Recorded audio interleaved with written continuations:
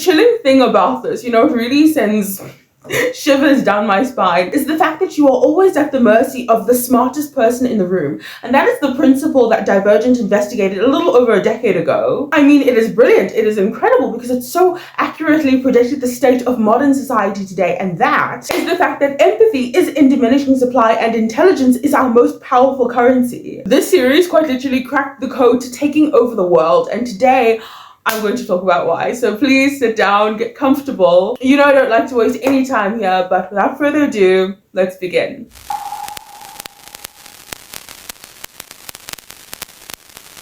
I am going to set out the scene for you, so stay with me. We are in post-apocalyptic Chicago, where essentially society is divided into factions based on virtues. Is your appetite incurably voyeuristic in nature? Do you just expose hypocrisy? Do you genuinely enjoy enabling certain characters to downfall simply for the sake of being honest?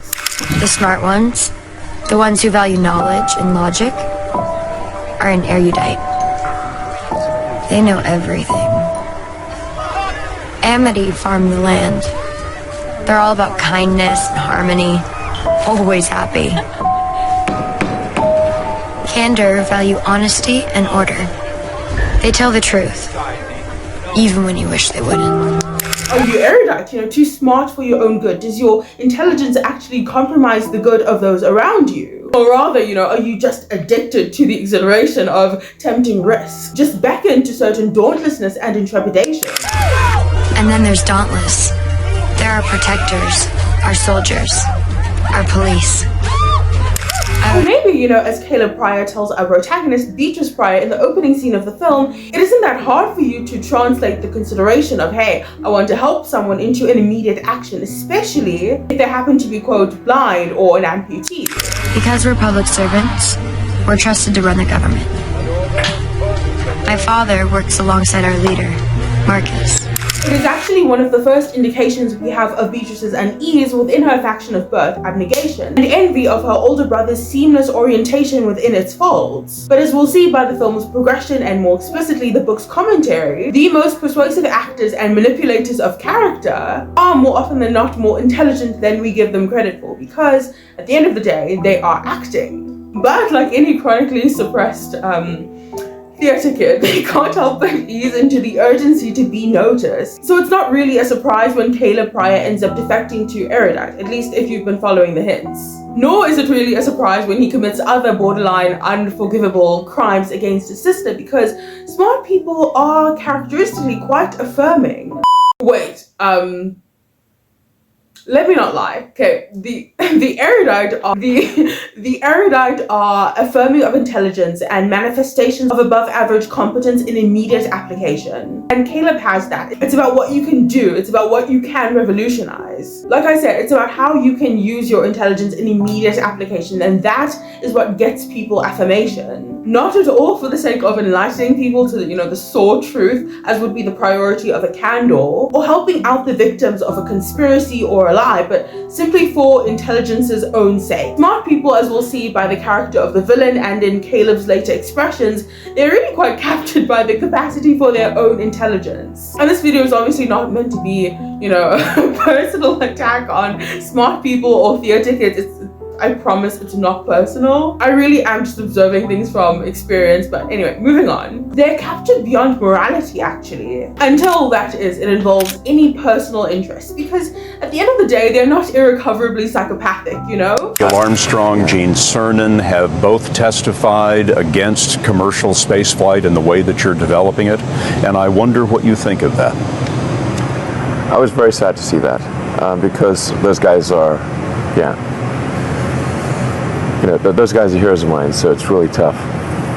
I wish they would come and visit and see the hardware that we're doing here. And I think that would change their mind.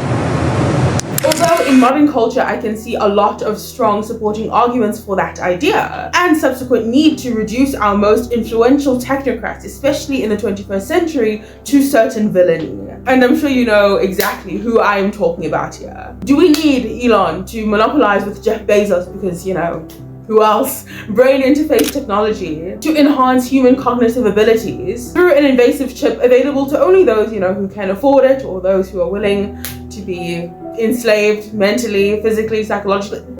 No, I'm not personally quite convinced that it is absolutely necessary. Let's move on to Jeff, right? That Blue Origin space project he's got going on there. Do we really, I mean really, need to find other planets to impose upon and colonize? I mean, you found and bought enough islands as it is. You seem bored, frustrated actually, for the fact that you seem to have exhausted the potential for your own monopoly on Earth. I hope this is making sense. Like, read a book, you'll be fine. Anyway, I think you get the point, and I think the point of this entire video is being made clearer. This is why the principle that Divergent's narrative investigates is so brilliantly done. The conflict of Divergent is too accurate to the way the world has always worked. You are always at the mercy of the smartest person in the room.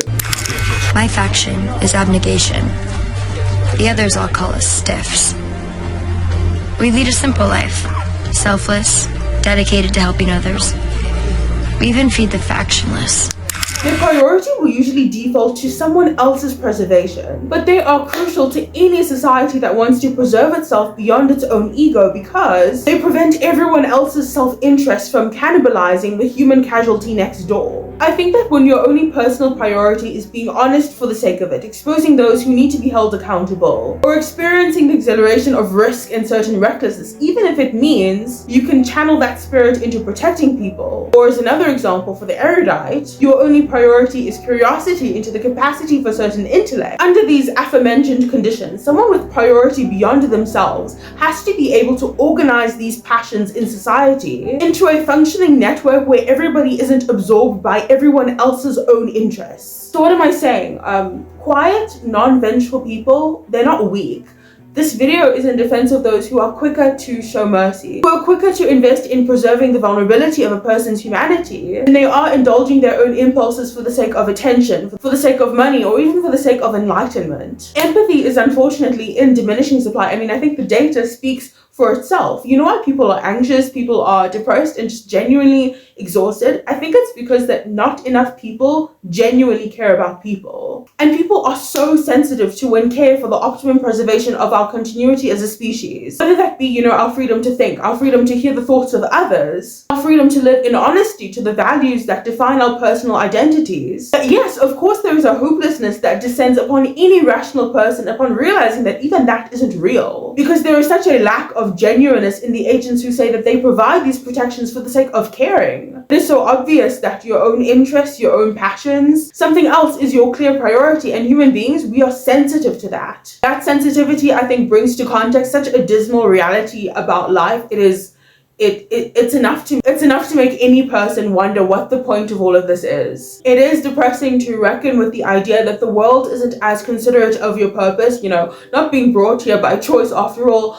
as you would think. That if society can't preserve each other on the mere basis of making sure that the psychological survivability of young men, of young girls, of the elderly people that we just forget about is assured, then what cruelty it is indeed that we were given virtues, passions, and interests burdened exclusively to the individual to make utilizable in society. Even worse, to be completely frank with you, that in a dystopia, in the modern dystopia where our talents and our virtues are as exploitable as our humanity, then the cost to bear is the loss of divergence in and of itself. Because you can't truly be divergent if one virtue, selflessness, is lost.